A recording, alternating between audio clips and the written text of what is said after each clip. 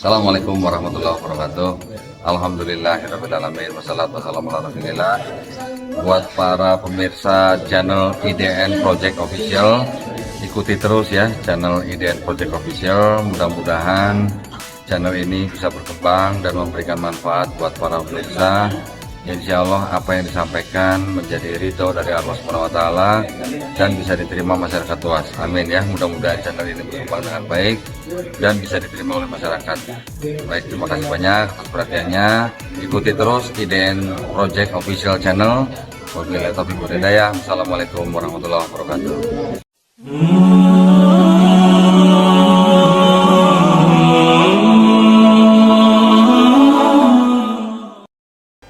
Bismillahirrahmanirrahim. Assalamualaikum warahmatullahi wabarakatuh. Waalaikumsalam warahmatullahi wabarakatuh. Alhamdulillah.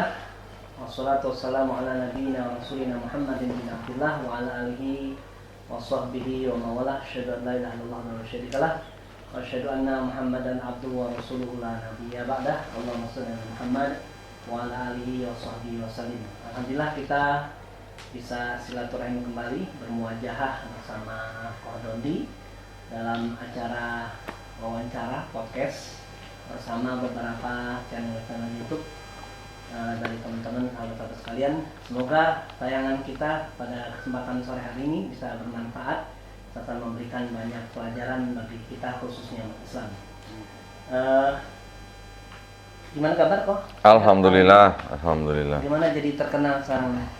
Terkenal. Ya, diundang di beberapa podcast ya, Roma Irama di beberapa masjid khusus keluar daerah sekarang udah mulai ini susah Ya. hubungi enggak ya? Enggak juga. Enggak juga ya. Alhamdulillah gini, jadi saya bersyukur bahwa dakwah kristologi yang kami gaungkan gitu ya. Alhamdulillah sudah mulai diterima di kalangan masjid-masjid atau pesantren-pesantren, karena belum semua teman-teman dari DKM mungkin bisa menerima dakwah semacam ini. Padahal dari kami, dari Yayasan Pembina Mu'alafat Tauhid, kami berpandangan bahwa dakwah kristologi itu sebenarnya juga dakwah tauhid. Ya. Karena dakwah kami itu adalah, dakwah kristologi adalah dakwah yang mengajak orang untuk bertauhid gitu. Ya, setuju. Gitu. Ya alhamdulillah sekarang udah mulai diterima gitu ya.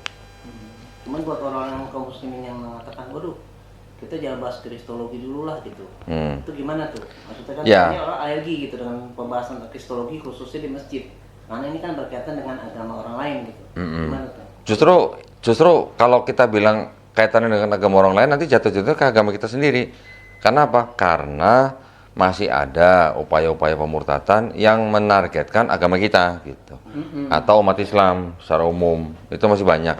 Karena kan Indonesia sebagai negara yang berpenduduk Islam terbesar di dunia, mungkin sekarang udah enggak ya, nomor 2 ya. Ya. Kan ini menjadi target yang sangat menggiurkan gitu. Ya, betul. Buat agama tertentu yang menargetkan umat Islam untuk masuk agama mereka.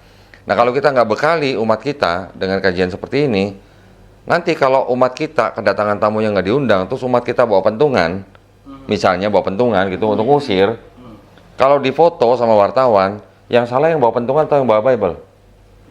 Nah itu. Jadi kita harus bisa kasih pemahaman kepada umat Islam. Pentingnya kristologi ini adalah untuk membentengi akidah umat Islam sendiri dari upaya-upaya pemurtatan yang mencoba mengajak umat Islam atau mengajak orang yang sudah beragama untuk masuk agama mereka gitu. Bukan kita berarti di sini ngomongin agama orang lain kita mau membenci orang-orangnya, bukan. Ya, Kita tidak boleh melawan atau memerangi orang-orang yang tidak memerangi kita. Tapi kalau mereka mengajak-ngajak orang kita untuk masuk agama mereka, yang mana itu melanggar aturan pemerintah, ya, terus kita suruh diam aja gitu, suruh nonton gitu. Bersikap lah gitu. Nah, nanti kalau nauzubillah mujalik, misalnya keluarga Pak Nandi atau Pak Nanto misalnya ada yang didekati oleh misionaris, Ya. terus Pak Nandi diam aja nonton gitu, itu gimana? Ya. Enggak lah. Kalau saya didatengin misionaris malah seneng, silakan masuk. Saya kasih kopi, tinggal kita buka-bukaan Bible gitu. Kalau saya, tapi kalau saudara-saudara kita kan belum tentu bisa Ya, begitu. kebanyakan awam lagi ya. Ya, Udah kondisi ekonomi susah. Ya, jadi yang kita perangi adalah misi kristenisasinya, bukan orang-orang Kristennya gitu ya. Ya. Keluarga besar saya juga masih Kristen semua kok. Gitu. Itu beberapa DKM itu yang manggil Ko Dondi itu kan udah banyak nih. Itu alasannya apa sih sebetulnya? Ada Ya. mereka mau coba alasan yang lebih khusus lah gitu. Ya alasannya yaitu mereka sudah sadar bahwa umat Islam secara umum perlu dibentengi dengan ilmu kristologi dari upaya-upaya pemurtatan, karena upaya pemurtatan itu modusnya banyak sekali. Bisa lewat pernikahan, bisa lewat pertemanan atau sekolah atau rumah sakit. Di semua, hampir di semua tempat itu bisa dimasuki dengan misi kristenisasi. Ya. Sampai ada murtadin abal-abal ya. Ya, di rumah sakit juga begitu. Orang sudah mau sakaratul maut, keluarganya disuruh pergi, ini mengurusi orang yang sudah mau sakaratul maut, ya istilahnya disuruh berikrar atau bagaimana cara dengan iman mereka, keluarganya suruh keluar, nggak boleh masuk. Ada rumah sakit tertentu yang begitu juga ada. Nanti melalui pernikahan, bahkan sampai ada yang hamil di luar nikah, bahkan sampai nanti ada di pasar atau di mall, mereka berceramah atau berkhotbah di tempat parkir, tempat umum, yang mana sebenarnya kan itu kan gimana ya? Ada aturannya gitu loh. Tidak boleh mensiarkan agama kepada orang yang sudah beragama. Kalau mau kristenisasi silakan monggo di tempat-tempat terpencil, di tempat orang-orang yang belum beragama. Itu tidak salah. Kita umat Islam, ustadz-ustadz kita juga melakukan hal yang sama. Ustadz-ustadz kita juga ke tempat daerah terpencil mencari orang-orang yang belum beragama untuk diajak masuk agama Islam. Orang-orang yang belum beragama diajak masuk agama Islam tidak salah. Begitupun kalau mereka mengajak orang-orang yang belum beragama masuk agama mereka, ya itu juga nggak apa-apa. Tapi kepada orang-orang yang sudah beragama ini nggak boleh gitu. Iya, aturannya jelas. Iya. Jadi disepakati. Nah, sebenarnya modus-modus yang mereka lakukan itu seperti pemurtadan, terus melalui pernikahan, melalui di rumah sakit. Itu mereka sebenarnya kenal nggak sih yang namanya hal haram gitu? Kan cara-cara seperti itu kan memang nggak dibenarkan gitu ya. Nggak dibenarkan menurut siapa? Menurut negara. Menurut mereka mau wajib. Begitu ya. Iya. Landasan dalil mereka itu apa? Karena itu pergilah, jadikanlah semua bangsa muridku, baptislah mereka dalam nama Bapa dan Putra dan Roh Kudus, Matius 28:19. Walaupun caranya salah. Gitu. Walaupun sisipan gitu. Iya. Walaupun itu sisipan, tidak otentik, tapi ayat itu yang dipakai oleh kalangan mereka untuk berupaya memurtadkan orang lain. Memurtadkan orang yang sudah beragama maksud saya. Kalau mau mengajak orang yang belum beragama masuk agama mereka, monggo. Itu nggak ada yang ngelarang. Tapi kalau mensiarkan agama kepada orang yang sudah beragama, itu dilarang oleh keputusan bersama 2 Menteri nomor 1 tahun 79, bab 3 pasal 4. Itu sikap pemerintah udah ada Bang? Kan pemerintah kan pasti udah ngeliat nih kok, ada fakta kristenisasi seperti ini, mungkin dari Departemen Agama menyiarkan selebaran kepada gereja-gereja supaya tidak melakukan hal seperti itu. Sepertinya kita belum melihat hal seperti itu. Hal-hal seperti itu tuh malah diperhatikan atau dicermati oleh MUI. MUI pusat ya.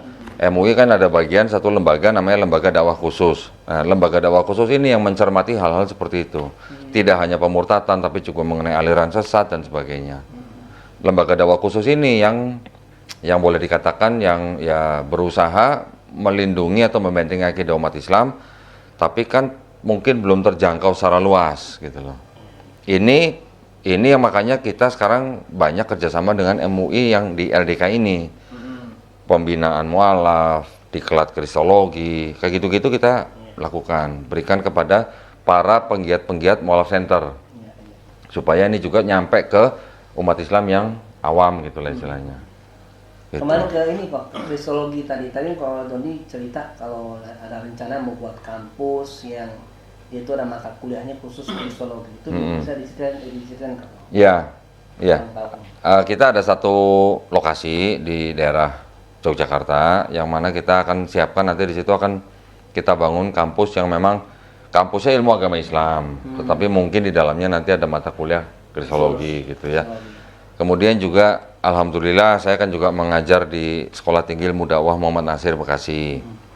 Di situ juga baru kira-kira setahun belakangan ini dibuka kelas kristologi. Dulu katanya sudah ada dulu sekali, tapi karena kristolog di Dewan Dakwah sudah mulai berkurang, saya diminta untuk mengajar kristologi di situ.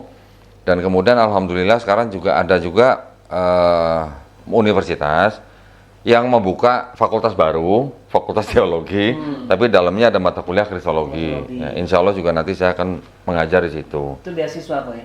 Beasiswa, alhamdulillah ini namanya MBC University. Ya, jadi yang masuk beasiswa, bahkan beasiswanya tidak hanya untuk orang Islam, bebas siapa aja boleh. Dan programnya program S1, bahkan sebelum lulus malah dikasih modal usaha. Gitu. Biasa itu ya. Dengan bagi hasil, gitu. Ya mudah-mudahan sih gini. Jadi Kita sih hanya berharap supaya masyarakat Islam Indonesia paling tidak aware gitulah, aware dengan kristologi. Bukan berarti kita harus mendalami ilmu kristologi sampai pakar gitu, nggak usah. Tapi cukup tahu akidah mereka bagaimana, ya kitab mereka bagaimana. Jadi kita ketika didekati oleh misionaris-misionaris untuk diajak masuk agama mereka, kita udah tahu gitu loh. Itu aja sih tujuan kita. Gitu. Iya.